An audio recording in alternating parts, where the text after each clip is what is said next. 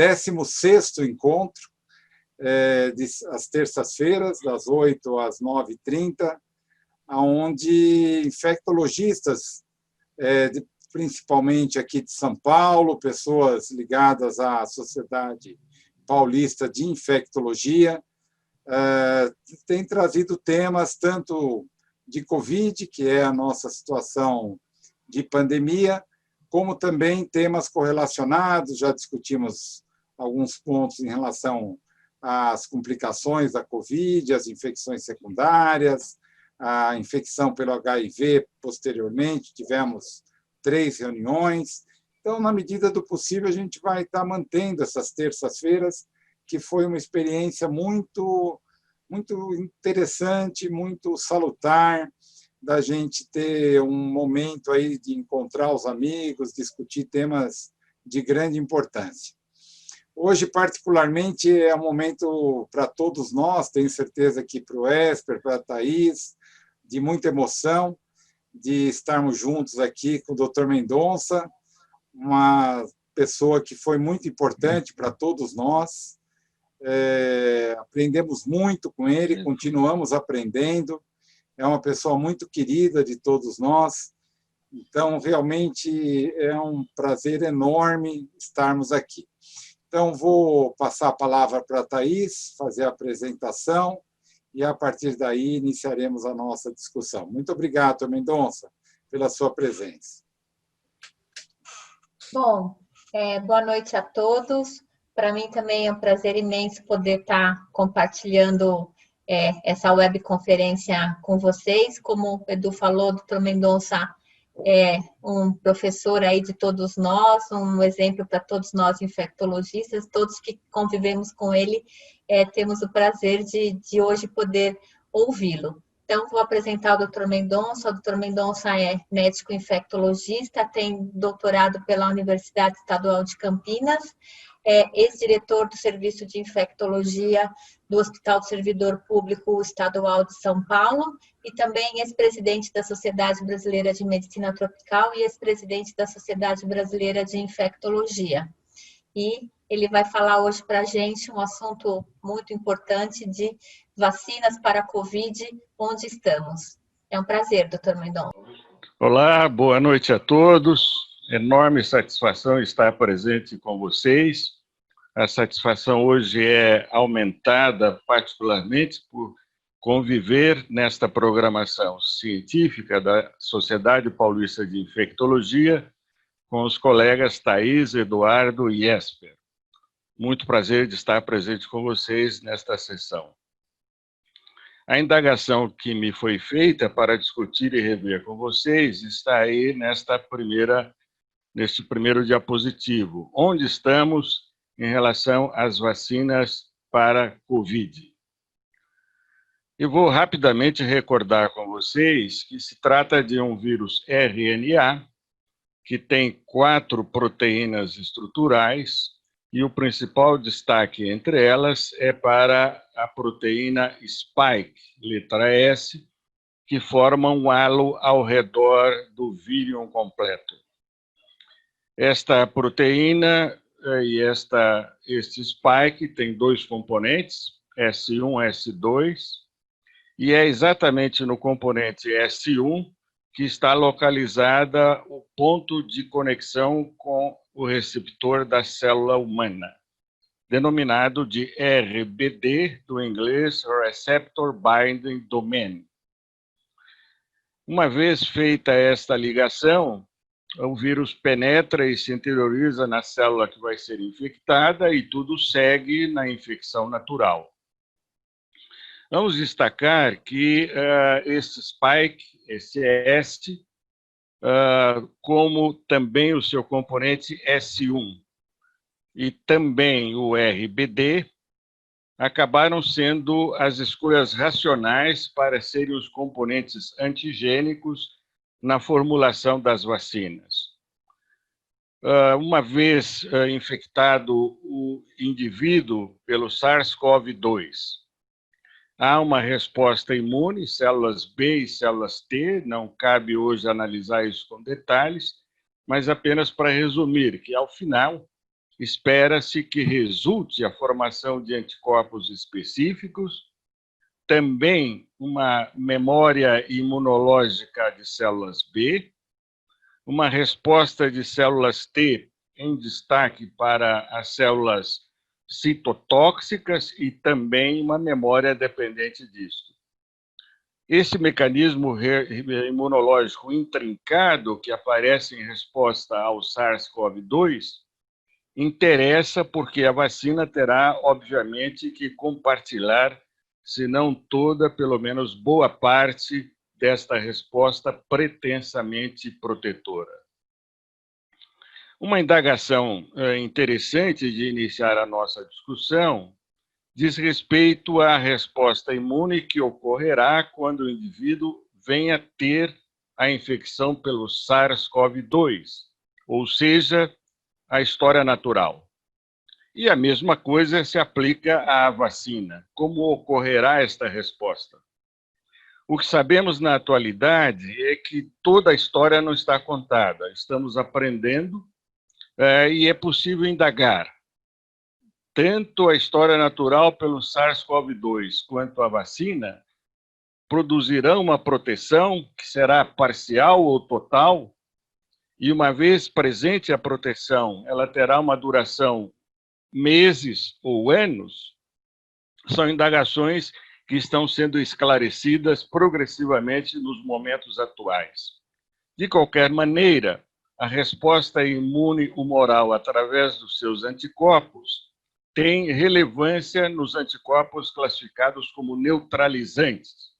E, em princípio, esta resposta poderá ser colocada como a referência para a testagem laboratorial das vacinas.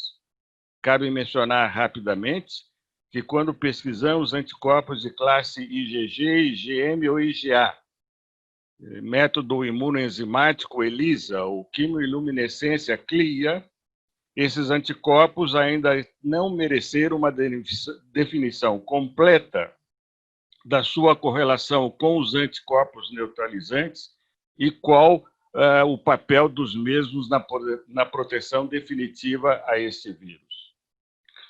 Cabe também mencionar, e vem um pouco mais devagar em relação à resposta humoral, a colocação da participação também destacável da resposta imunicelular, já que os anticorpos estão recebendo um questionamento da duração da sua presença no indivíduo naturalmente infectado. Esses linfócitos T citotóxicos serão capazes de participar também efetivamente nos mecanismos de defesa contra o SARS-CoV-2. Relatos recentes assustaram um pouco, criaram até um certo alarme, no sentido de começarem a mencionar que anticorpos contra o spike, o S, estavam desaparecendo em algumas pessoas infectadas. E aí, numa revisão muito interessante, autores colocam, inclusive, o destaque. Não é apenas anticorpos na defesa contra este vírus.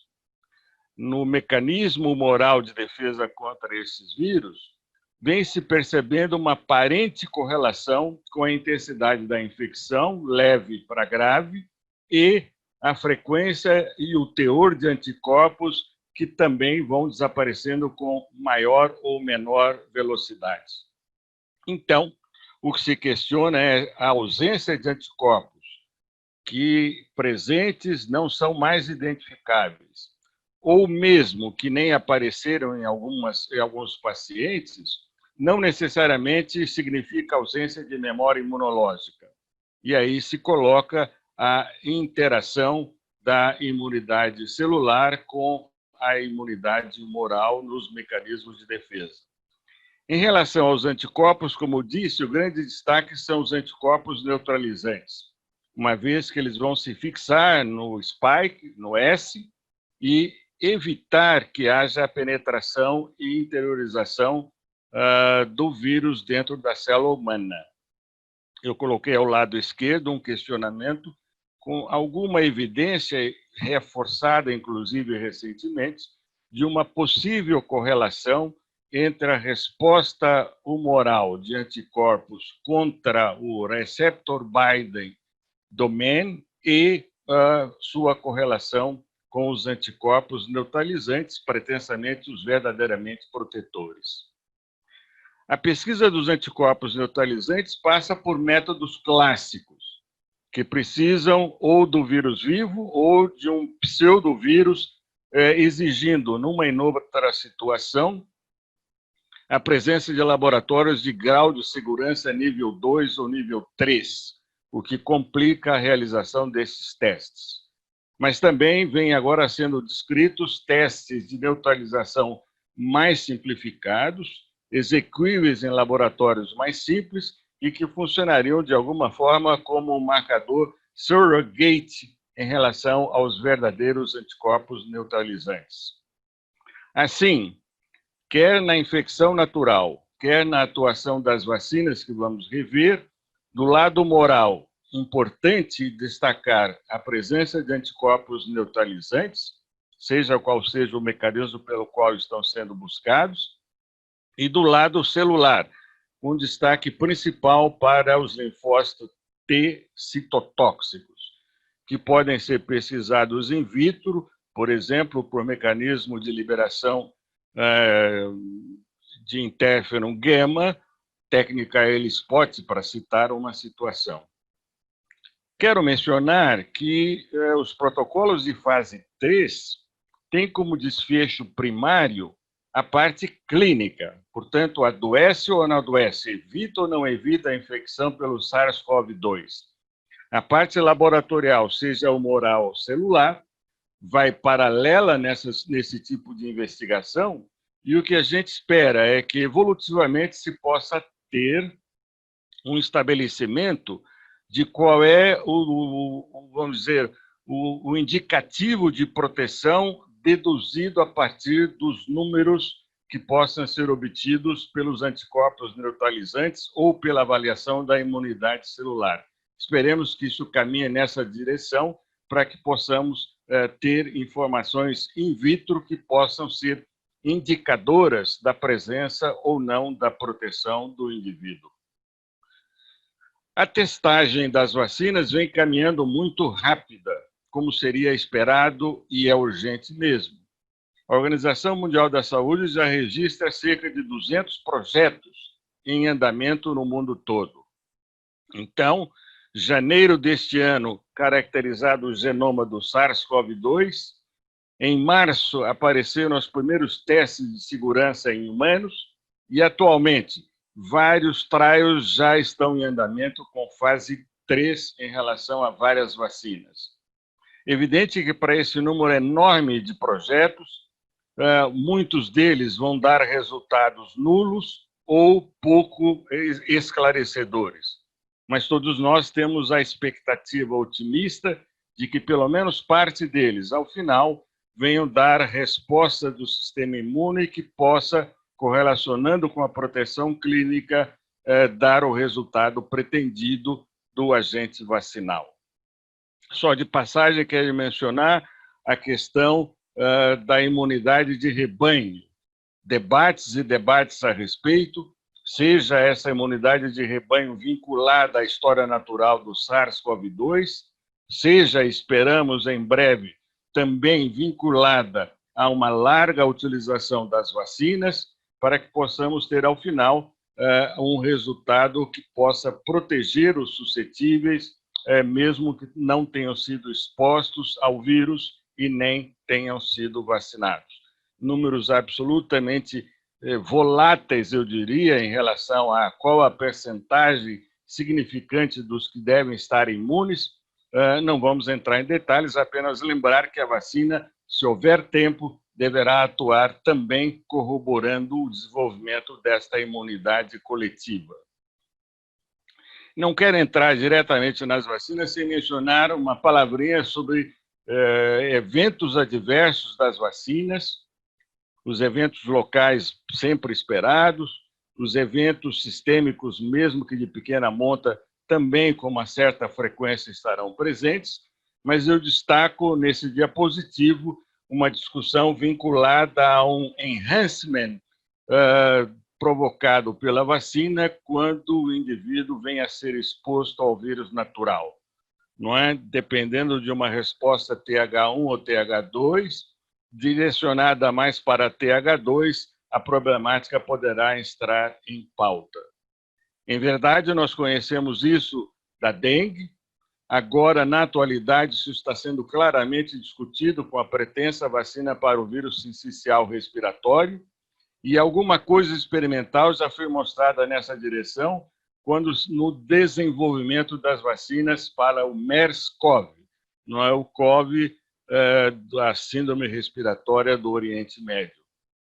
É preciso ficar atento para esta eventualidade, portanto.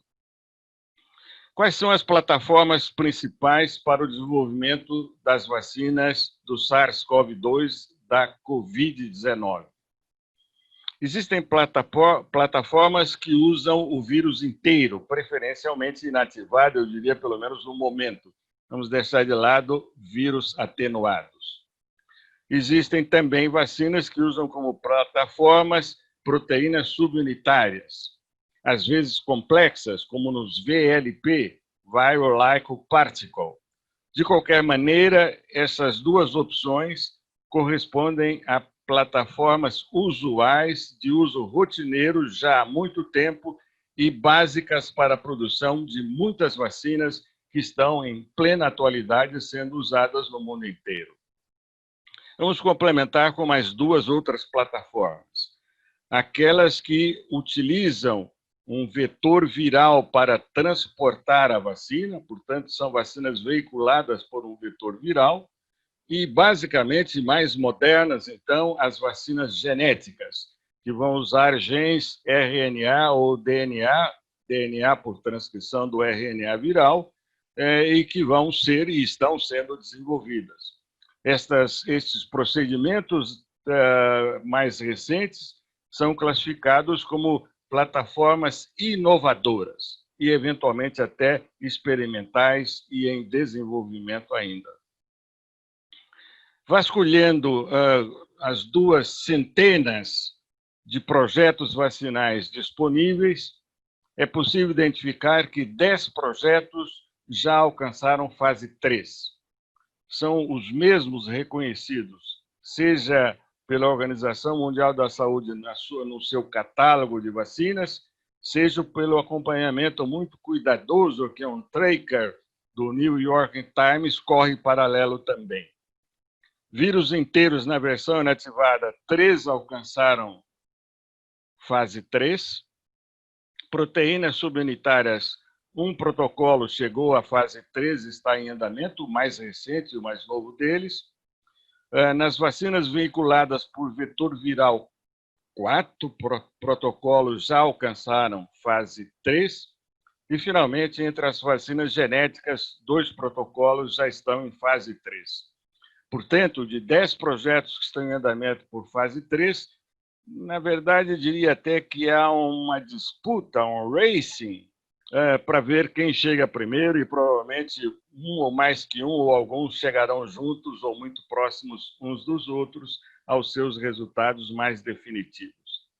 Vejam que há em comum o fato de que praticamente todos usam 2 doses. Mesmo quem começou com uma já está com 2. Vejam que nas proteínas subunitárias, o agente imunógeno é o S, o spike, acoplado a componentes proteicos da matriz M do vírus. E que nas vacinas veiculadas por vetor viral, o spike ou o componente S1 fazem parte e que são usados como vírus veiculadores da vacina, fundamentalmente adenovírus. A maior parte adenovírus humanos, o 5, o 26, são exemplos, mas também adenovírus de chimpanzé numa das vacinas de fase 3. Finalmente, nas genéticas, a fase 3 foi alcançada pelas que usam RNA mensageiro. Numa delas, o spike é o imunógeno, na outra, o RBD, o Receptor Binding Domain, é o componente vacinal. Vamos falar, então, primeiro de vírus inteiros, versão inativada. 3, todas elas chinesas, todas elas com o comentário de que já receberam na China a aprovação para uso limitado, todas 3, no sentido de que elas estão sendo aplicadas nos funcionários das empresas, nos seus familiares, em militares das Forças Armadas, antes que seja completada a fase 3 de avaliação das mesmas. Enfim, decisão chinesa, e assim está procedendo por lá. E vou falar entre as 3 da Sinovac, pelo interesse que ela tem por ter chegado até nós. Então, é uma vacina que já tem nome, chama Coronavac, é de vírus inteiro inativado pela beta-propionolactona, tem um adjuvante hidróxido de alumínio. Estudos experimentais em macacos mostraram que na posologia de 6 microgramas por dose, houve uma proteção no desafio a que esses animais foram submetidos. Ela está em fase 1, 2, já em andamento ou completando, e já encaminhando a fase 3 iniciada já. Fase 3 em andamento na China, no Brasil e na Indonésia. Pois bem, fase 1 e fase 2, com 741 participantes, uma subdivisão. Faixa etária até 59 anos, 320 participantes. Faixa etária superior a 60 anos, 60 ou mais anos, com 421 participantes. Os dados de fase 1, online desde 13 de agosto e publicados formalmente em 8 de setembro no JAMA, ao passo que, para os mais idosos, não há nem online, muito menos publicadas os dados publicados, os dados referentes a esta avaliação. Para colocar alguma informação, tive que me valer de press release na mídia, buscando informações no Medscape, no Business Wire, onde alguma coisa é comentada. Vamos, então, à fase 1 e fase 2. A fase 1 foi testagem da dose melhor a ser escolhida, avaliando 2,5, 5 e 10 microgramas, com um quarto braço representado pelo hidróxido de alumínio. 96 participantes, 24 em cada grupo, 3 doses administradas nos momentos 0, 28 e 56. Permitiu definir que a dose a ser levada a cabo é a dose de 5 microgramas, que não são necessárias 3 doses, sim apenas 2 doses, e na fase 2 foram avaliados 2 intervalos de administração, 0, 14 dias, 0, 21 dias, dando os braços correspondentes. As principais avaliações dessa fase 1 e 2 foram retiradas a segurança 28 dias depois da última dose e a imunogenicidade 14 dias depois da última dose. Esta fase 1, testando as 3 doses diferentes, não vamos entrar em detalhes. Vou só chamar a atenção que à esquerda são registrados o comportamento dos anticorpos neutralizantes, à direita o comportamento dos anticorpos tradicionais, IgG, contra o vírus inteiro, já que a vacina tem o vírus inteiro, e as colunas mais elevadas que vocês estão vendo nas duas partes mostram a ação da primeira, da segunda e da terceira dose. E isso é que permitiu escolher a dose intermediária de 5 microgramas como sendo a referência para seguir na avaliação. Então, já vamos à fase 2. Na fase 2, a avaliação foi feita 0, 14 dias e 0, 21 dias. À esquerda, anticorpos neutralizantes, pesquisados contra vírus vivo, portanto, pelo método de redução em placa, o PRINT, e o IgG, à direita, pesquisado por um ensaio enzimático. O que se verifica é que não há muita diferença entre 0,14 e 0,21. Na verdade, o 0,21 é algo superior, seja em anticorpos neutralizantes, seja em anticorpos IgG totais contra o vírus. De qualquer maneira, o que se vê aí no gráfico, linha rasa é o grupo que tomou hidróxido de alumínio apenas, e as elevações correspondentes do neutralizante e do anticorpo IgG, em função do intervalo menor e do intervalo maior. Vou destacar apenas os dados da fase 2, deixando de lado a fase 1, testando diferentes posologias. Eventos adversos não foram muito diferentes e nem muito preocupantes. Aparecimento de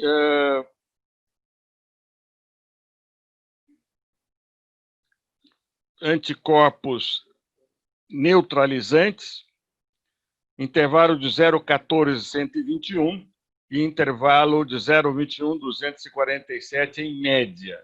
Há, portanto, uma pequena diferença mesmo, favorável ao intervalo de 0,21.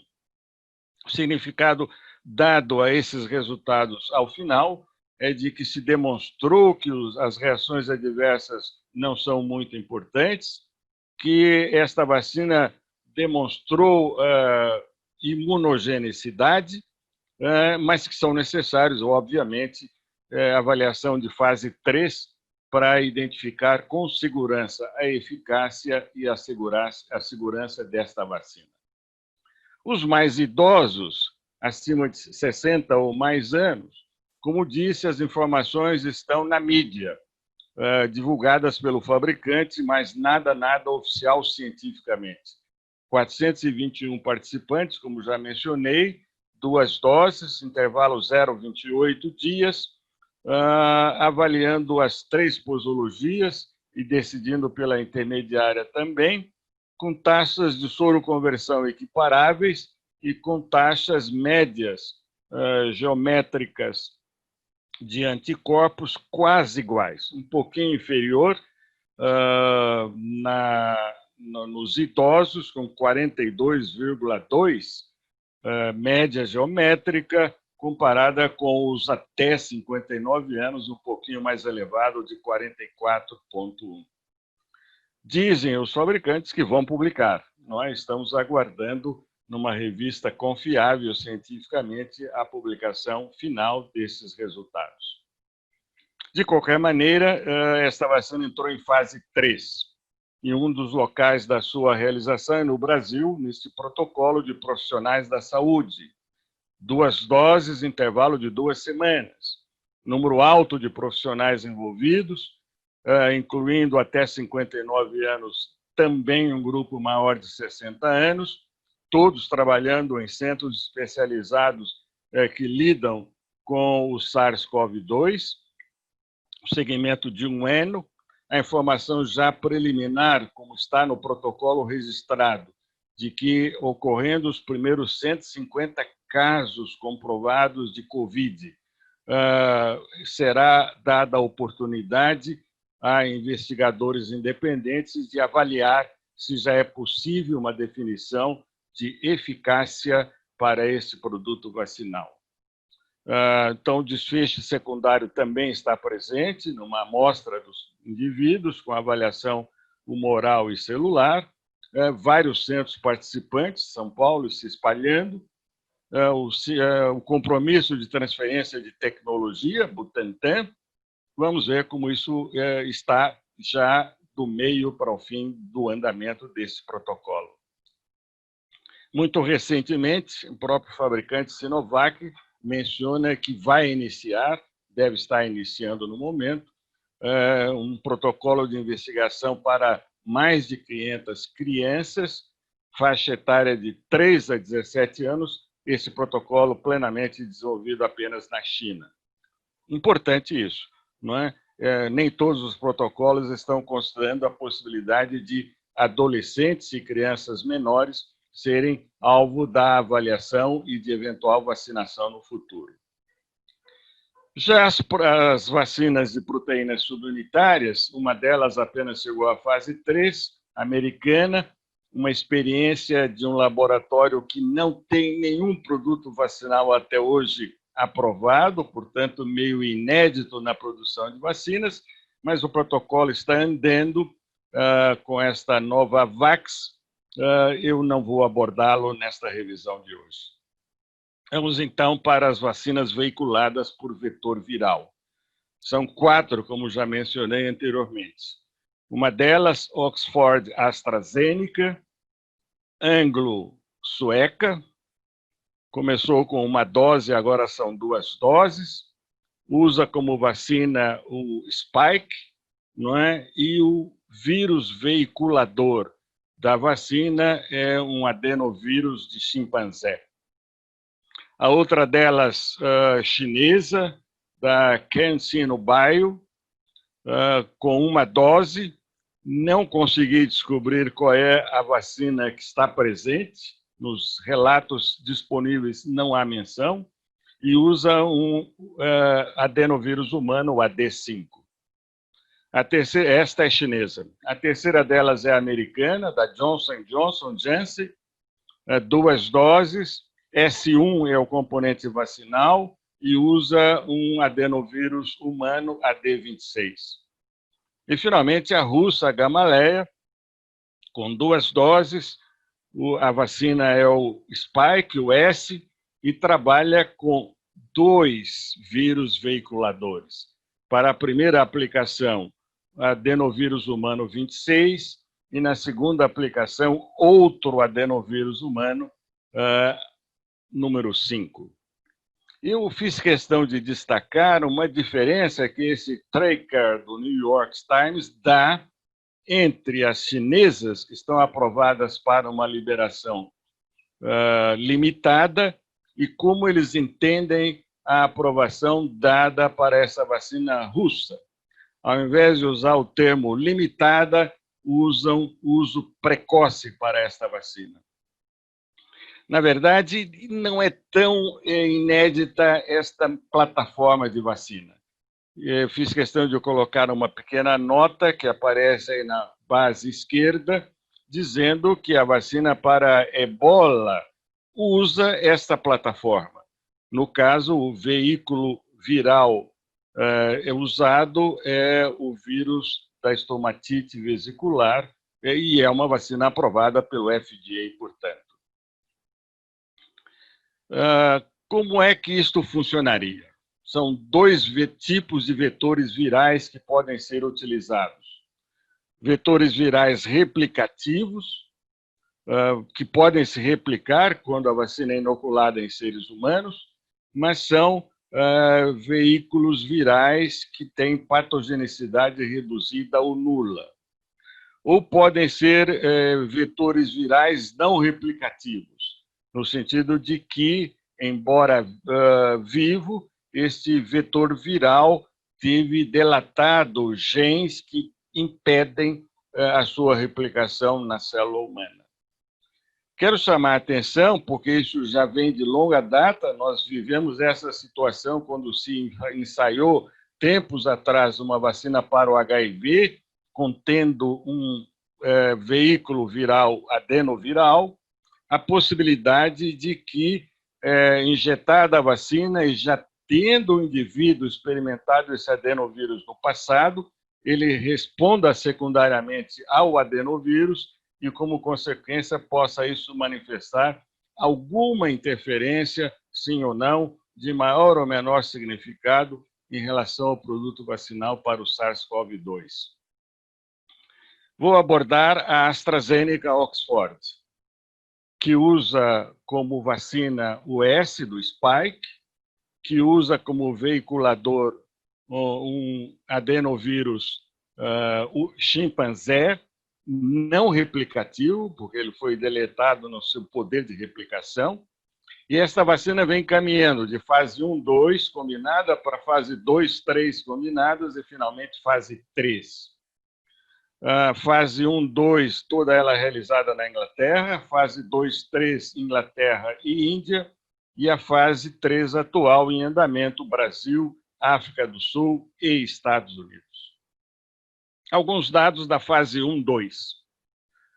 Nesta fase, toda ela realizada na Inglaterra, houve uma rápida alocação de participantes, um pouco mais de 1.000, em pouco menos de um mês, entre abril e maio, indivíduos saudáveis de 18 a 55 anos de idade e sem história nenhuma de SARS-CoV-2 laboratorial ou clinicamente reconhecida. É um estudo randomizado que utiliza como controle a vacina meningocócica quádrupla ACWY. E um destaque, nesta fase 1-2, 10 participantes foram colocados em comportamento aberto, não randomizado, para os quais se fez uma segunda dose, já que o protocolo inicial era de apenas uma única dose, naquilo que se está chamando de Prime Boost. Prime a primeira dose, Boost a segunda dose. Esta feita 28 dias depois da primeira aplicação. Esquematizando, a gente vê aí 1.077 participantes, 10 abertos para receber o Prime Boost, primeira e segunda dose, e 1.067 randomizados e alocados. No final, vacinados 533 e recebendo o grupo controle, a meningite ACWY 534. A avaliação foi feita 28 dias após a vacinação e, numa emenda ao protocolo original, já se acrescentou que 2 centros que estavam participando do andamento dessa pesquisa passassem a usar paracetamol profilático no sentido de conter parte não grave, mas de reações leves a moderadas que estavam ocorrendo nos vacinados. A imunogenicidade nesta fase foi testada por IgG contra o componente, contra o S, o spike, por técnica ELISA. A neutralização foi avaliada por 4 ensaios diferentes, 3 com o SARS-CoV-2 vivo e 1 com um ensaio feito em pseudovírus vivo também. São esses protocolos que exigem nível 2 ou 3 de segurança laboratorial. E a resposta celular, avaliada pelo ELISpot com a produção de interferon gama específico. Alguns desfechos coprimários também fazem parte do protocolo, mas eles não foram divulgados. Esperamos que venha a ser no futuro. Alguns detalhes, então, do resultado desta fase 1-2. Anticorpos contra o spike, contra o S, ELISA, a técnica, não é? Foi avaliada em uma amostragem de 127 participantes dos 1.000 e pouco, dando um nível médio de unidades de anticorpos de 157, e quando se analisou apenas 10 que ficaram de lado e fizeram Prime Boost, houve realmente um efeito booster valorizável, passando a média de unidades de anticorpos de 157 para 639. Isso praticamente sacramentou que a vacina deverá ser usada em 2 doses. Os anticorpos neutralizantes avaliados em apenas 35 dos 1.000 e poucos, dependendo da técnica utilizada para a avaliação da neutralização, 91% tendo ou 100% tendo, variável com uma ou outra das técnicas utilizadas. Quando nós passamos para os que tomaram booster, aí sim, independente da técnica, todos eles 100% desenvolveram anticorpos neutralizantes. Para a parte imunicelular, que alcançou o pico de elevação 14 dias depois da vacinação completa, o nível médio avaliado foi de 856, considerado satisfatório. Vamos ver isso em gráficos. O gráfico mais à esquerda mostra a meningite ACWY, o grupo testemunho. Nada mudou com a aplicação da vacina, obviamente. A segunda coluna representa fase de uma dose só, Prime apenas. A terceira, o Prime Boost, com 2 doses, um número muito pequeno, portanto, de avaliados, já que apenas 10 entraram nesta parte Prime Boost. E a coluna mais à direita, o comportamento desses anticorpos IgG contra o spike em cerca de 180 convalescentes para ter um nível de comparação. O que se percebe é que com uma dose, lá pelo dia 14, já é início da elevação de anticorpos, uma ou duas doses também, elas se elevam um pouco mais ao cabo de 28 dias e, de alguma forma, permanecem estáveis até os 56 dias, 2 meses praticamente, não muito distante daquele visto na história natural do SARS-CoV-2, como está aí mostrado. Entretanto, quando nós vamos ver a imunogenicidade retratada por atividade neutralizante, aparece também de forma muito evidente a necessidade da segunda dose. Por que isto? Com apenas uma dose, a primeira coluna vertical com o quadriculado retangular mostrando aparecimento de anticorpos neutralizantes deixando a desejar, e não em todos, e só ocorrendo uma elevação que fica pareada com o convalescente visto nos que foram infectados naturalmente, quando o boost é feito a segunda dose. Então, apenas 10 participantes, a avaliação de 35 dias retrata 10 participantes, a avaliação de 42 dias retrata 9 dos 10 que teve disponível material para análise. Então, outra vez, dando clara a ideia de que a segunda dose é fundamental para esta vacina. Quando se avalia o efeito citopático completo neste comportamento que está sendo testado, para uma dose, ele está presente apenas para 61% dos vacinados, mas alcança 100% quando é feito o booster, a segunda dose. Em relação à produção de interferon específica, interferon gama, por ELISpot, lado esquerdo, controle das meningites meningocócicas, nada mudando evolutivamente, no centro com dose única e à direita com o Prime Boost, segunda dose aplicada.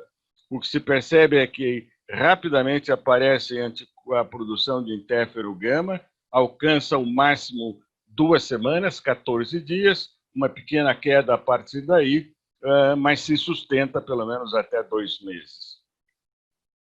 Efeitos adversos, rapidamente, não vou entrar em detalhes, basta olhar, toda a parte superior são os vacinados, toda a parte inferior, a meningite ACWY. Fica muito clara a ideia de que todas as manifestações que aí estão citadas tiveram uma intensificação quando da utilização da vacina, e daí o resultado final da utilização preventiva do paracetamol, no sentido de reduzir a intensidade dessas manifestações colaterais, nenhuma grave, mas eventualmente bastante incomodativas.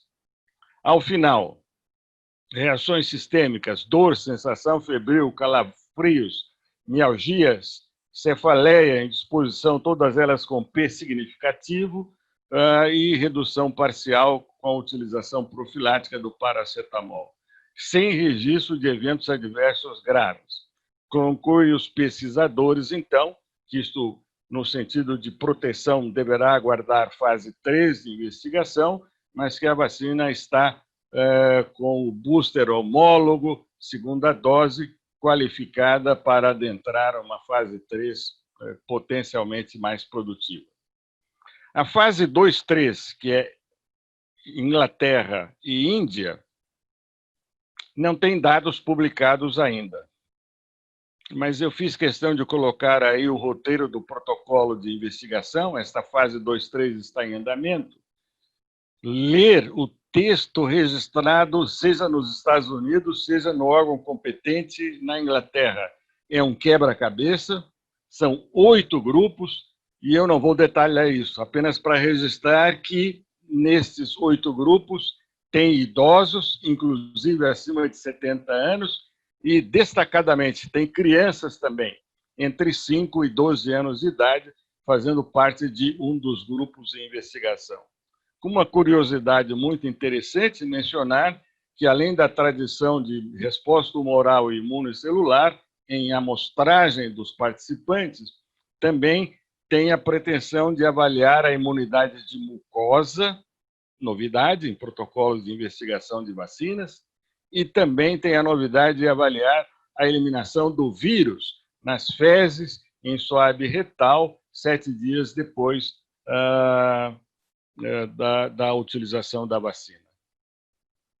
Fase 3 é a que está em andamento no momento atual. Aqui no Brasil, centralizada no CRI da Unifesp, número de participantes e faixa etária já em ascensão, não é? Modificada para números maiores, segmento de 1 ano, mas na entrada do protocolo está indicada e está sendo feito um screening com sorologia para o SARS-CoV-2. Eu não sei dar a resposta à questão que vou colocar, mas almejo que ela seja positiva, no sentido de que os indivíduos que forem documentadamente, sorologicamente positivos, não sejam excluídos do protocolo e façam parte de um grupo especial onde vai se avaliar a ação da vacina sobre quem já foi infectado anteriormente pelo SARS-CoV-2. Não só para ver resposta imune, mas também para ver segurança de quando esta vacinação for feita nos já expostos ao vírus. Até porque, convenhamos, se a vacina for aprovada e for ser usada em larga escala, milhões serão vacinados. E boa parte deles não será indivíduo que tenha tido a infecção sintomática, deve ter sido assintomática e, portanto, serão vacinados, apesar de já terem tido a infecção previamente. O que significa que essa resposta precisa ser dada, portanto, sob a segurança e, eventualmente, sobre o que oferece de resposta imune adicional a quem já foi infectado pelo SARS-CoV-2. Os desfechos estão aí relatados, mas eu pus em destaque, faz parte da leitura do protocolo original, que haverá uma atenção especial para os episódios de enhancement da doença naqueles que, sendo vacinados e tendo respondido, venham a se infectar sequencialmente para ver se ocorre ou não a possibilidade deste enhancement. A expectativa é que a vacina desenvolva preferentemente um caminho TH1 com anticorpos neutralizantes de alta qualidade e, portanto, se possa evitar o caminho TH2 com a chance deste enhancement. Então, a fase 3 é no Brasil, toda perfeitamente conhecida, está em pleno andamento entre nós. Promessa, se tudo for bem, dezembro, 15 milhões de doses disponíveis, janeiro a outra metade. Não sei se vai dar tempo seguro de chegar lá, não? Mas, enfim, é assim que está no acerto funcional com a Fiocruz Biomanguinhos. Os prioritários a serem vacinados e uma segunda etapa com mais 70 milhões de doses. Houve uma intercorrência que, enfim, tornou obrigatória uma paralisação do processo de investigação desta vacina. Dia 6 de setembro, a AstraZeneca interrompeu a investigação em todos os centros do mundo pelo registro de um evento adverso grave num dos voluntários, com um processo inflamatório que transitoriamente foi designado como sendo uma mielite transversa. Pois bem, uma semana depois, os órgãos independentes de avaliação concluíram que este episódio grave era não certamente relacionado com a vacina, e aí todos os protocolos foram reativados no Reino Unido, no Brasil, na Índia, na África do Sul, menos nos Estados Unidos. Pelo menos até essa data que saí, que é de 6 dias atrás, o FDA não autorizou a retomada do protocolo de investigação da AstraZeneca nos Estados Unidos, argumentando que precisa de esclarecimentos melhores e mais amplos em relação a esse evento adverso. Vamos à vacina russa. Dupla vacinação com 2 veiculadores diferentes. Primeira dose com adenovírus humano 26, segunda dose com adenovírus humano 5, portanto, é um prime boost heterólogo, e trabalhando com 2 formulações que nós vamos analisar depois. 2 protocolos de fase 1, fase 2 não randomizados que estão completados, mas até uma fase recente não disponível nos seus resultados definitivos, e uma fase 3 que está em andamento, portanto, e que deverá se prolongar pelos próximos meses, até que se tenha algum resultado definitivo. A vacina é atualmente denominada de Sputnik V, ou Sputnik 5, como queiram, à procura de dados clínicos no seu desenvolvimento, mas vamos levar em conta que a Gamaleya, que desenvolve esse produto vacinal, já tinha know-how com esta plataforma. Vinha trabalhando já há algum tempo na tentativa de desenvolvimento de um produto vacinal para o Ebola, de um produto vacinal para o MERS-CoV, não é, do Oriente Médio, e, portanto, uma plataforma de amplo domínio já da Gamaleya. O autor principal da publicação e da pesquisa, Logunov, faz afirmações, mas não há publicações que comprovem de que esta vacina foi amplamente testada em animais quanto à sua segurança, foi testada em alguns outros animais, poucos, desta vez, quanto à sua eficácia, revelando 100% de proteção no desafio, no challenge, depois da vacinação utilizada, mas esses dados são apenas verbalizados, mas não são disponíveis para uma confirmação científica. De qualquer maneira, quando esta vacina entrou em pauta no nosso mundo ocidental, muita crítica foi levantada às informações disponíveis, fundamentalmente pelo desenho do protocolo na fase 1 e fase 2 de investigação. Então, vamos falar um pouquinho disso. Essa vacina tinha outro nome, originariamente GAN-Covid-Vac, GAN de Gamaleya, quando foram iniciadas as alocações para a fase 1 e fase 2. Isso é junho deste ano. Pois bem, no dia 11 de agosto, o presidente da Rússia anunciou que estava sendo aprovada a vacina e mudou o nome da vacina. Para dar destaque e repercussão internacional, ela passou de GAN-CoV-Vac para Sputnik V ou 5, como queiram, e entrou com esse nome, então, para a fase 3 de avaliação. As críticas foram relativamente contundentes. Os riscos foram levantados, Europa, América do Norte. E vejam, esta informação que estou mostrando aí é de 7 de outubro, do tracker do New York Times. As autoridades russas deram um passo atrás.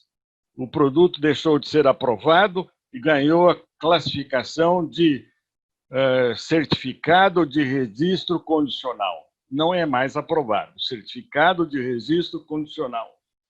E assim é que ele vai caminhar durante a fase 3, até que tenha os resultados dessa fase. O número de voluntários aumentou rapidamente para 40 mil, e até que, enfim, fase 1 e fase 2 teve os seus resultados publicados no dia 4 de setembro.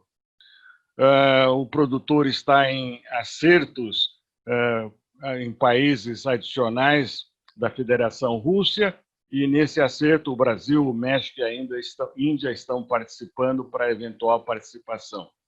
Qual é a crítica do protocolo de fase 1 e fase 2? É essa que vocês estão vendo aí, vamos sintetizar isso rapidamente. A metade à esquerda, a vacina é liofilizada, é líquida, e na metade à direita, isso é absolutamente inédito e muito elogiável, a vacina já tem a sua apresentação liofilizada. Qual é a importância disso? Boa parte dos produtos que navegam nessas plataformas mais modernas são produtos que precisam ser congelados, fala-se em temperatura de menos 20 graus, e até de menos 80 graus, o que deverá ser um empecilho de monta para uma ampla e difusa levar a vacina aos 4 cantos do mundo. E aí não deixa de ser mérito o fato de que esta vacina russa já trabalha com um produto liofilizado, além da apresentação líquida. Agora, o protocolo de fase 1 e fase 2 foi restritíssimo em relação aos voluntários.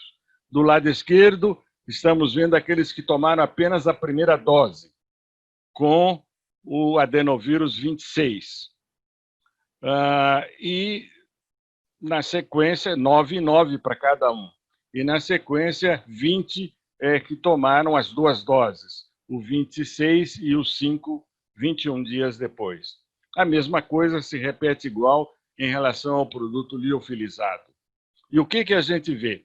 Anticorpos de classe IgG contra o RBM e anticorpos de neutralização, pesquisados por microneutralização, mostram que, comparado com o material de convalescentes, que naturalmente foram infectados pelo SARS-CoV-2, respostas relativamente equiparáveis, tanto para IgG quanto para IgM, que se manifesta mais claramente quando da aplicação da segunda dose.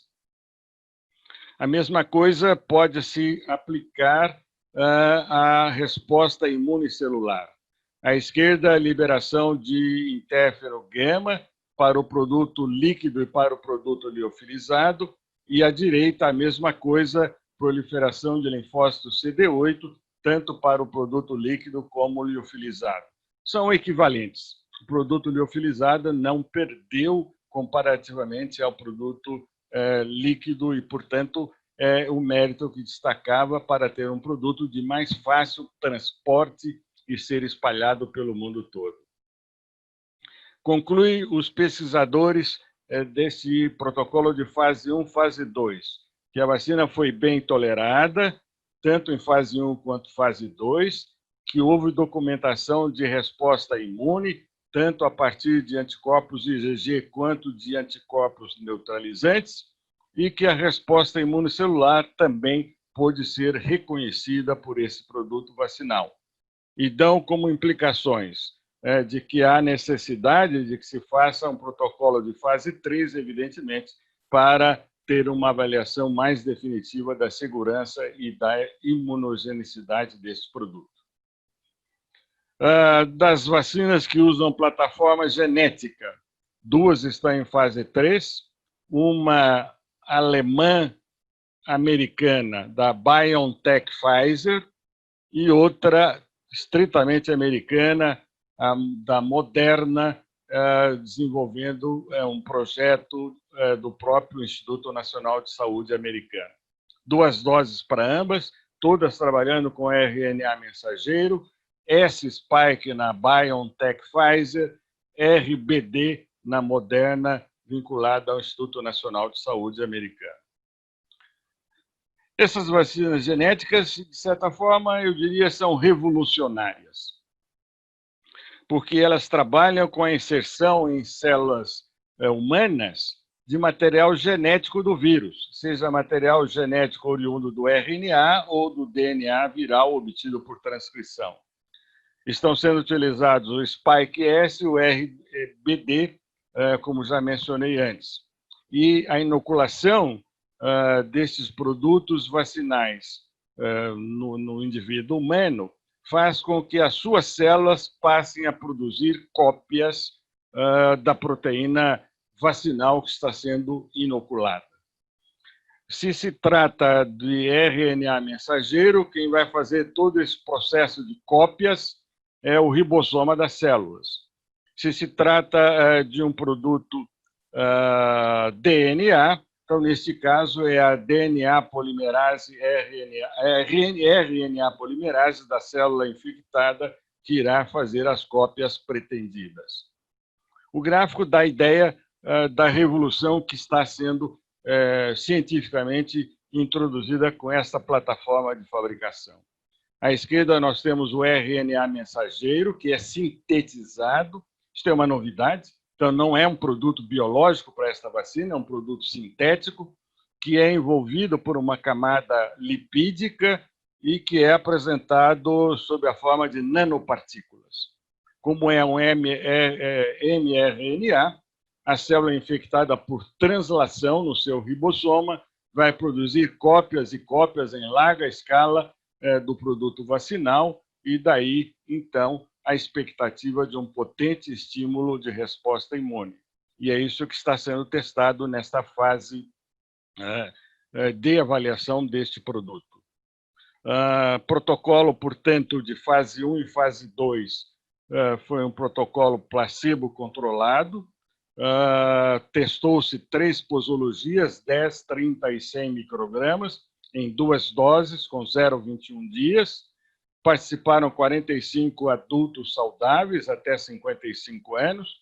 E o que se percebeu é que o GMT dos anticorpos neutralizantes vieram muito acima daquele visto no soro de convalescentes, de 1,9 a 4,6 vezes superior ao visto nos convalescentes, o que mostra uma possível potência particular e especial para esse tipo de atuação vacinal.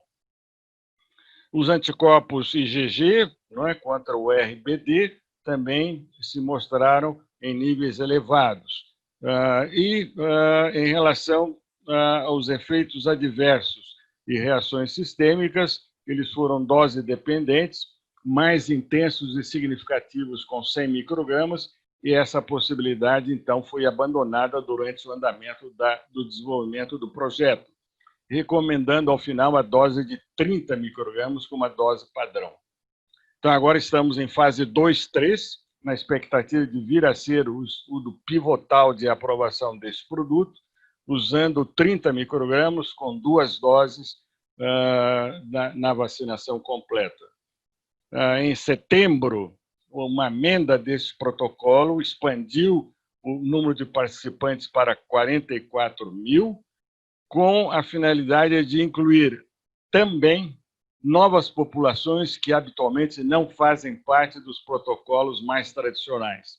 Adolescentes, até 18 anos, pessoas infectadas pelo HIV, pelo vírus C da hepatite, pelo vírus B da hepatite, no sentido de ver o comportamento em imunocomprometidos também, como informações adicionais que boa parte dos protocolos não está avaliando no momento. Diz a Pfizer que pretende uma avaliação por observadores independentes ainda em outubro. Vamos ver se isso acontece, creio que não, mas, enfim, está em pauta para eventual resultado que possa discutir a apresentação dos dados para os órgãos regulatórios e uma liberação emergencial desse produto. Está expandindo a investigação para 120 sites pelo mundo todo, inclusive no Brasil. Aqui, entre nós, o que está andando é uma fase ainda inicial, dessa fase 3 de avaliação desta vacina, mas diz a Pfizer que já tem mais de 37 mil pessoas alocadas, 28 mil delas já tendo tomado a segunda dose, que é uma rapidez de alocação espantosa, incluindo Estados Unidos, Brasil, África do Sul e Argentina. Pois bem, com todos esses dados revistos das vacinas que estão em fase 3, vamos imaginar que a proposta é que, tendo em conta a epidemia que se alastrou pelo mundo todo e se converteu numa pandemia, e com os resultados deletérios que esse vírus está provocando, morbidade e, inclusive, mortalidade, que rapidamente, de forma bem acelerada, se possa contar com eventual liberação emergencial do produto que possa convencer segurança e eficácia para levar esse produto à utilização em larga escala, bilhões de pessoas, portanto, testando aí já não a sua eficácia, mas o termo técnico, a sua efetividade. E a valorização coletiva na população, portanto, agora a sua eficiência. Passamos de eficácia para efetividade, para eficiência, 3 nomenclaturas que definem exatamente o que está pretendendo dizer.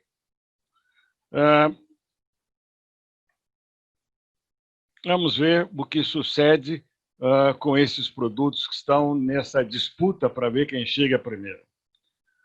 O Food and Drug Administration nos Estados Unidos, num draft publicado em 30 de junho, já alinhou alguns requisitos fundamentais. Eu vou destacar apenas alguns deles, 2 ou 3. Por exemplo, não aceitará surrogate laboratorial de eficácia. A eficácia terá que ser, tradicionalmente, eficácia clínica. Segundo, que um produto que mostre uma eficácia de 50% ou mais poderá, caso a caso, ser submetido a uma avaliação para liberação emergencial.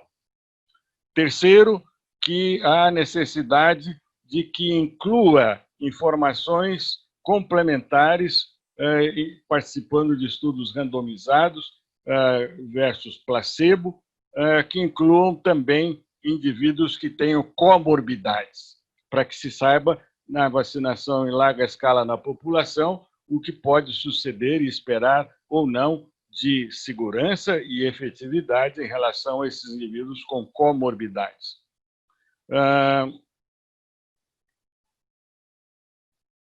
Agora, no dia 6 de outubro, saiu o documento final. Longo documento, extenso documento do Food and Drug Administration.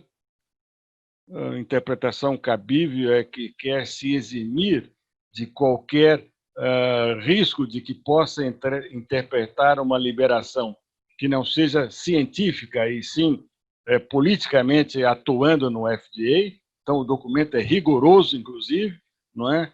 E se todas as premissas lá colocadas forem obedecidas, não se espera uma liberação rapidíssima de quem pretenda uma aprovação do FDA. Essa confusão de discussão política científica nos Estados Unidos acabou levando aqui uma organização não governamental, de amplo respaldo americano, o National Academy of Science, Engineering, Medicine, elaborasse uma recomendação para o Departamento de Saúde dos Estados Unidos que como deve ser alocada a distribuição das vacinas de forma, vamos dizer assim, equiparável e preferencial, passando de preferência 1A, 1B, 2, 3 e 4. Não vou entrar em detalhes, apenas registrar que organizações não governamentais da área científica e médica estão se antepondo a outros critérios que possam ser essencialmente políticos na utilização dessa vacina nos Estados Unidos. A Organização Mundial da Saúde não fica atrás. Também quer uma discussão para que os produtos vacinais, na medida que sejam disponibilizados, com eficácia e segurança aceitável, tenham uma utilização equiparável, justa, em relação a toda a população mundial. E, nesse sentido, colocam prioridade inicial para a utilização da vacina aos profissionais da saúde. Significam 50 milhões da população geral, necessidade de aproximadamente 115 milhões de doses, tendo em conta algum desperdício e a utilização em 2 doses para a vacinação. Depois, adultos maiores de 65 anos. Já são cerca de 650 milhões, portanto, 1 bilhão e 500 milhões de doses necessárias. E, finalmente, outras pessoas de alto risco, com comorbidades de qualquer idade, 1 bilhão e 150 milhões de pessoas, significando 2,65 bilhões de doses necessárias. Somando tudo, passa para mais de 4 bilhões de doses necessárias para atender estas prioridades, pois é que os demais seriam, então, vacinados. A Organização Mundial da Saúde, com algumas organizações não governamentais, Gavi e outras, acabou criando este consórcio chamado COVAX, que visa organizar a disponibilidade de vacina, distribuir as vacinas para os ricos, para os emergentes e para os pobres, com uma tentativa de ter uma equidade e uma justiça na utilização dessa vacina, com aquela hierarquia que já apontei anteriormente. Muito obrigado pela atenção de todos vocês e vamos, então, prosseguir com a parte adicional desta nossa programação científica. Muito obrigado outra vez. Obrigado, Dr. Mendonça. Excelente apresentação, como sempre, extremamente didática. Convidar o professor Esper Calas, professor titular do Departamento de Moléstias Infecciosas e Parasitárias da Faculdade de Medicina da Universidade de São Paulo, para os seus comentários. Eduardo, presidente da Sociedade Paulista, muito obrigado pelo convite para participar dessa atividade agora à noite. É uma satisfação muito grande para mim. Primeiro, que a Thaís está aqui, a gente fez residência juntos, né, Thaís? Mais uma vez a gente se encontrando aqui nas atividades da SPI, mas principalmente por secundar a aula do professor Mendonça, que foi uma das grandes inspirações que eu tive para fazer infectologia. Então, para mim, uma enorme honra estar aqui discutindo esse assunto de tamanha importância para o combate à pandemia de Covid-19. Eu vou fazer alguns comentários e depois, relativamente rápidos, mas para deixar mais tempo para as discussões da audiência e provocar a gente um pouco mais, mas eu vou tentar provocar já no começo alguma discussão. Então, o primeiro comentário é a respeito dos princípios da realização desses projetos de pesquisa e de desenvolvimento clínico de vacinas para Covid-19. Como bem disse o professor Mendonça, nós temos uma quantidade enorme de produtos que vem sendo, vem participando de uma, se acha que a gente pode dizer isso, mas de uma corrida enorme para a gente ter um produto já, ou vários deles aprovados para uso. Mas eu acho que a gente tem que lembrar isso nas nossas discussões do dia a dia, não só entre nós especialistas em infectologia, mas também com todos os nossos amigos e familiares e nossos fóruns de discussão, que é fundamental a gente não abrir mão de dois princípios, que são a segurança dos voluntários de pesquisa e o segundo, rigor científico, como se fazem esses estudos.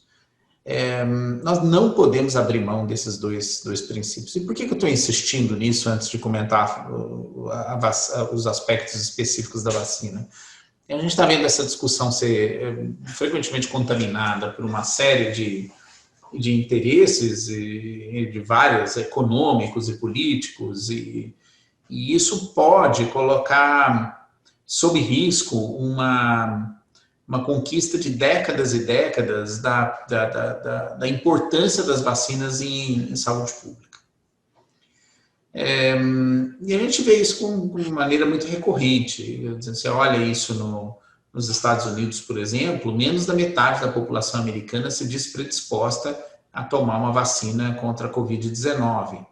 A maioria ou está contra ou impõe condições para receber a vacinação. E isso é algo que, de certa forma, vem contaminando também o ambiente aqui no Brasil, e a gente tem visto que, embora nós ainda vivamos com um reconhecimento do impacto da vacina muito grande aqui entre nós, alguns deslizes que se cometa pode colocar isso sob risco. Então, é muito importante que nós sejamos vigilantes e participantes desses dois princípios fundamentais, que é a segurança do voluntário e o rigor científico na análise. Isso, claro que tem impacto no tempo de realização desses projetos, porque a gente precisa seguir os ritos que nós estamos habituados e traçados por boas práticas clínicas e o rigor na análise dos resultados, até a gente ver algumas dessas vacinas ganhar o uso no combate à pandemia de Covid-19. E muita coisa a gente pode apressar.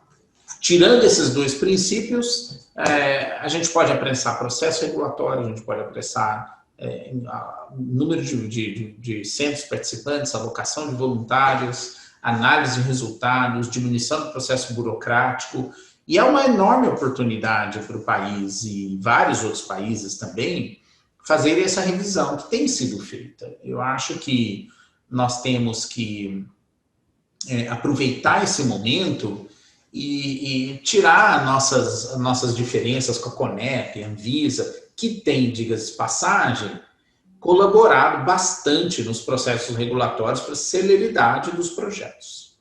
Então, é a hora da gente aproveitar e fazer com que o que foi feito na avaliação dos projetos para a Covid-19 reflita também em todas as outras os outros projetos de pesquisa, especialmente dentro da nossa especialidade, dado que doenças infecciosas parasitárias, além de ser infectologia, além de ser a especialidade mais legal de todas, disparado, né?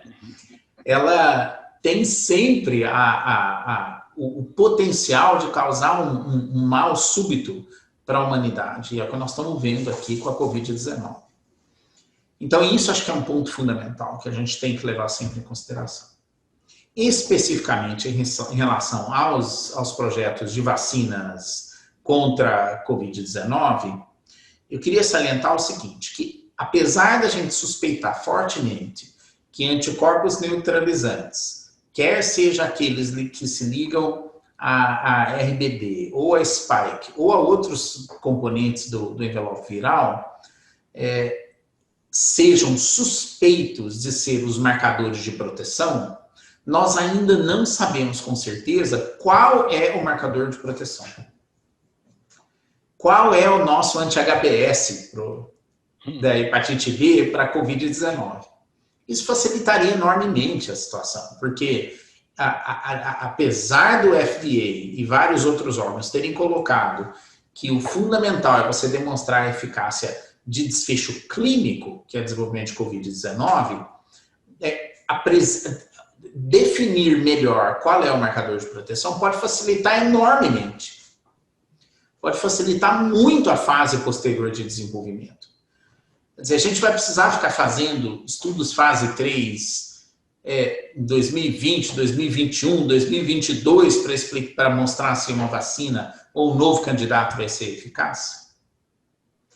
Vamos imaginar o seguinte cenário. As primeiras 2 vacinas que são disponíveis dão uma eficácia protetora de 65%. Nós vamos aprovar? Provavelmente. Nós vamos precisar fazer outros projetos de pesquisa depois para achar vacinas melhores? Lógico. Mas lembre-se que qualquer projeto, depois de aprovar uma vacina com 65% de eficácia, vai obrigatoriamente excluir o grupo placebo. Qual vai ser o tamanho amostral de um estudo como esse? 200 mil, 300 mil pessoas? É quase impossível a gente fazer um projeto de pesquisa que tenha comparativo com outra vacina, sem necessidade de ter um tamanho amostral gigantesco e, às vezes, impossível da gente fazer num curto período. Por isso que o marcador de proteção é tão importante, porque ele vai tomar lugar numa nova fase depois dos primeiros projetos de fase 3 estarem disponíveis, porque através deles nós temos a condição de descobrir qual é esse marcador. Então a gente tem que olhar com muito carinho o que esses projetos vão nos dizer, quais são esses marcadores de proteção, e se eles não se preocuparem e achar esses marcadores de proteção, eles vão dar um passo atrás no desenvolvimento das próximas gerações de vacinas. Isso é fundamental. Isso também remete ao fato da discussão de qual é o desfecho que se procura para os estudos fase 3. Logo que começou essa discussão, a primeira coisa que veio na cabeça da população foi: você vai dar uma vacina para proteger a pessoa de pegar o coronavírus.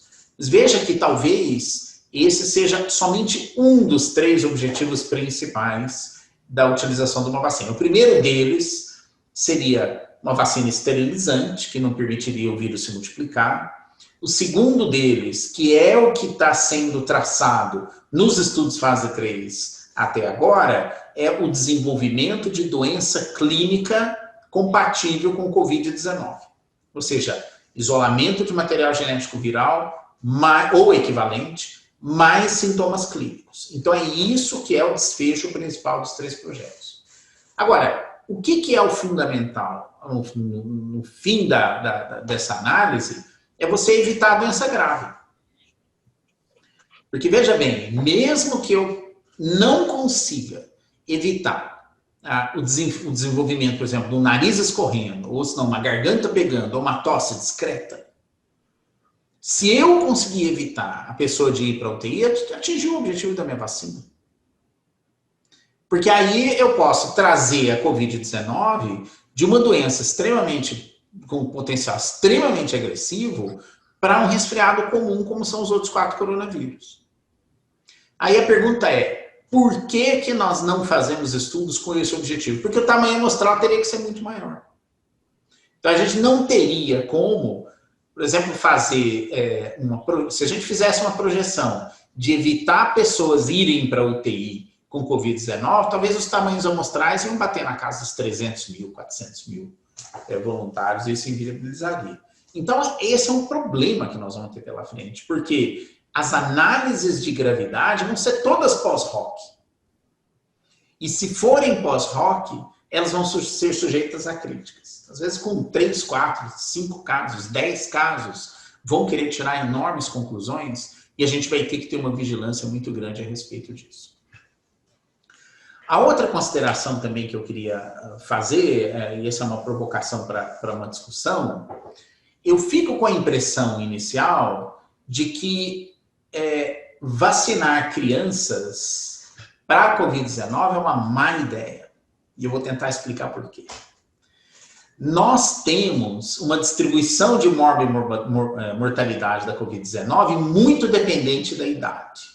Quando você plota a quantidade de pessoas que vão parar em UTI e que morrem da doença, é claro que esse risco sobe com o ganhar do envelhecimento.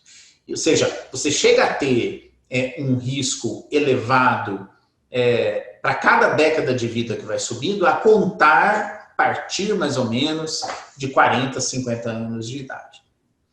Quando a gente olha a morbimortalidade da Covid-19 em pessoas acima de 70 anos de idade, comparada com a gripe sazonal, nós temos 15 vezes mais risco da pessoa morrer da doença. Agora, se você pega Covid-19 e compara com gripe sazonal em crianças abaixo de 10 anos de idade, esse risco é igual ou menor. Aliás, alguns estudos estão mostrando que chega a ser 2 vezes menor o risco de uma criança adoecer e morrer de Covid-19 do que se ela adoecer e morrer de gripe sazonal. Então, o que eu quero dizer com isso? Que talvez o comportamento da doença nas crianças não seja melhor do que a infecção natural, por mais estranho que isso possa parecer. De você acabar tendo a infecção natural nos pequenos como sendo uma maneira deles se imunizarem melhor contra a Covid-19 no futuro. É claro que isso é uma especulação teórica que precisa ser avaliada com critério durante essa pandemia e também nos resultados dos estudos preliminares com crianças para a gente chegar à conclusão se vale ou não a pena vacinar crianças. E eu acho que por outra razão de eu tentar defender esse ponto é que muito provavelmente nós não vamos conseguir eliminar esse vírus. Ele vai circular entre nós. Vai circular entre nós porque muito provavelmente a imunidade esterilizante não vai ser conseguida pelo menos numa parcela da população, como a gente tem visto demonstrado em alguns casos de reinfecções que estão começando a aparecer. E, finalmente, uma crítica que eu queria fazer para toda a comunidade científica que está lidando com as vacinas é a ausência de estudos de combinações de plataformas diferentes de vacinas. Há, como o Dr. Mendonça mencionou, é uma corrida enorme. E há muita... um pouco dessa corrida ser também... sofrer interferência de qual vai ser a primeira que vai cruzar a linha de chegada. Então, a gente não tem visto, até agora, projetos que combinam, por exemplo, uma vacina de vírus morto, depois uma vacina de vírus com subunidade, ou uma vacina com vetor viral, ou uma vacina baseada em RNA, ou em DNA, que estão vindo agora as vacinas de DNA também. Por que a gente ainda não começou a fazer esses estudos? Porque, muito provavelmente, a melhor vacina, imunogenicidade, a gente vai conseguir com combinações. A menos que a gente tenha a grande surpresa de alguma dessas vacinas que estão indo para o estudo fase 3 ou que estão vindo já no fase 2, atingirem resultados extraordinários. Como, por exemplo, a gente viu com a vacina para herpes zoster recente, que teve um grau de proteção elevadíssimo em pessoas de idade muito avançada. Mas não sendo uma surpresa agradável dessas, nós vamos ainda permanecer com um desconforto. Se a gente tiver uma vacina que tem uma média de 80% de proteção, qual vai ser essa proteção entre pessoas acima de 60 anos de idade? Nós vamos ser capazes de proteger, por exemplo, 50% deles ou 60% deles, dá-los a garantia de voltar às suas atividades do dia a dia? Então, essa tranquilidade que está na cabeça das pessoas, de que quando chegar a vacina, voltamos para janeiro, é uma coisa que ainda me traz um certo desconforto, porque eu acho que nós não vamos atingir esse nível de tranquilidade, porque as vacinas não dão essa proteção que as pessoas imaginam de 100%. Mas talvez a combinação de vacinas nos dê. E eu acho que a gente deveria já ter iniciado esses projetos de combinação. Então, eu queria parar por aqui para dar mais tempo para a gente poder discutir um pouquinho, mas são só algumas coisas que me inquietam um pouco em relação ao desenvolvimento das vacinas. Eduardo.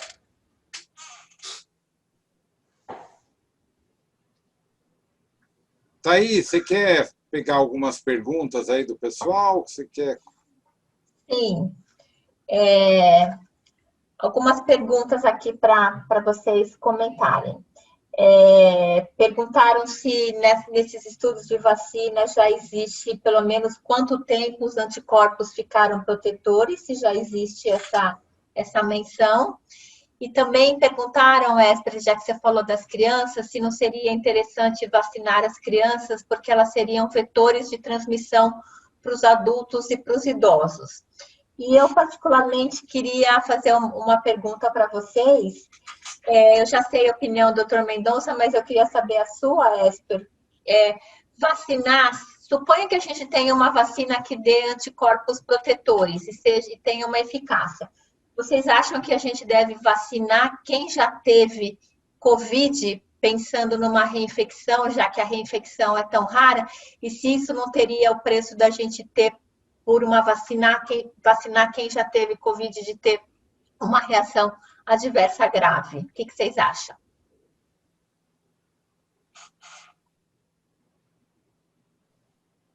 Esper, pode começar você, Esper. Vamos lá, então, de trás para frente. Vacinar infectados. Sabe, Thaís, nós não temos nenhuma vacina de uso na prática que exija teste pré-vacinal. E isso praticamente inviabiliza a gente vacinar. Quando surgiu a vacina da dengue, a Dengvaxia, começou aquela história toda. Eu sou muito crítico da vacina Dengvaxia, vocês sabem disso, mas num dado momento, para tentar salvar o uso da vacina, vamos fazer sorologia antes de todo mundo. Isso é impossível. Não dá certo. Imagina se a gente tivesse que fazer para vacinar bilhões de pessoas no mundo. Isso é praticamente impossível. Então, eu acho que, embora isso seja interessante a gente ver qual que vai ser a resposta, e isso os estudos fase 3 vão responder, na prática, fazer sorologia pré-vacina não funciona. Sobre as crianças, elas cada vez mais estão solidificando as informações que elas são maus vetores. Embora elas possam transmitir, a chance delas transmitirem comparadas com adultos é menor. E mais do que isso, eu não acho que a gente vai conseguir, insisto, falei isso já, fazer com que o vírus pare de circular. Ele vai continuar circulando. Eu acho que uma parcela da população, e talvez as vacinas que se infectou, vão ter possibilidade de permitir serem portadores transitórios do vírus. E mais do que isso, as vacinas são candidatas a criar uma situação mais favorável a esse ambiente, no meu ponto de vista. Por quê? Porque a infecção natural induz uma imunidade mucosa melhor do que vacinas parenterais, provavelmente. Então, eu acho que a gente vai ter que conviver com a circulação do vírus. Doutor Mendonça. Eu tenho uma visão também muito crítica, Esper, Thaís e Eduardo. Começo com um comentário bem direto. Esse vírus não desaparecerá da humanidade. Essa é a minha visão pessoal. Nós vamos conviver permanentemente com esse vírus a partir de agora. E toda a torcida é para que ele venha a se igualar aos 4 que já estão aí conosco. Eu menciono isso, destes 4 que já estão aí conosco, o reconhecimento da presença dele entre nós data de anos 60 do século passado. Mas provavelmente ele já convive conosco há milênios, centenas de anos. Agora é que eles foram descobertos. Eles dão um resfriado comum, na maioria imensa das vezes, uma doença benigna, raramente uma doença um pouco mais séria. Então, se esse vírus caminhar nessa direção, é uma convivência relativamente pacífica. E mais, acho até que se nenhuma vacina das 10 que estão em fase de reta final for aprovada e demorar para que se tenha um certo período de tempo para uma vacina convincente, ela vai chegar tarde. Ela vai ser dispensável, não precisaremos mais dela. Não é? A história natural resolve a situação e esse vírus passa a ciclar. E tomara que seja sazonal e tomara que seja semelhante aos 4 anteriores. Essa é uma previsão apenas, não é longe de dizer que isso é certeza. É apenas a minha visão pessoal da convivência com esse vírus que acho que vai caminhar nessa direção, não é? Como você mencionou, Esper, imagina a utilização da vacina em larguíssima escala. Eu vou vacinar a cidade de São Paulo, vou vacinar aqui 10 milhões de pessoas, ok? Desses 10 milhões, é possível identificar uma parcelinha de nada dos que vão dizer eu tive Covid, eu tenho comprovação de Covid, ou a clínica foi perfeitamente compatível com uma doença mais séria do Covid. Mas a imensa maioria dos que foram infectados foram assintomáticos ou oligossintomáticos, e você não sabe quem são eles, e eles estão nos 10 milhões, né? E vão ser vacinados, obviamente. Não há triagem sorológica mesmo cabível para esse tipo de situação. Portanto, a expectativa é que alguns desses protocolos, espero que seja o da AstraZeneca, onde está sendo feita triagem sorológica, venha dar uma resposta que até imagino vai ser favorável. Enfim, não vejo uma preocupação especial nisso. Mas qual é, vamos dizer assim, a segurança de aplicar a vacina em pessoas já previamente infectadas pelo vírus? Não vejo nada muito preocupante, mas é interessante ter essa informação documental do ponto de vista científico, não é? O que ela vai fazer de benefício imunológico, tendo em conta as ocorrências de reinfecções, também um assunto para ser elucidado, não é? O número de reinfecções está limitado, não é? Agora parece que são 7 ou 8 já documentados.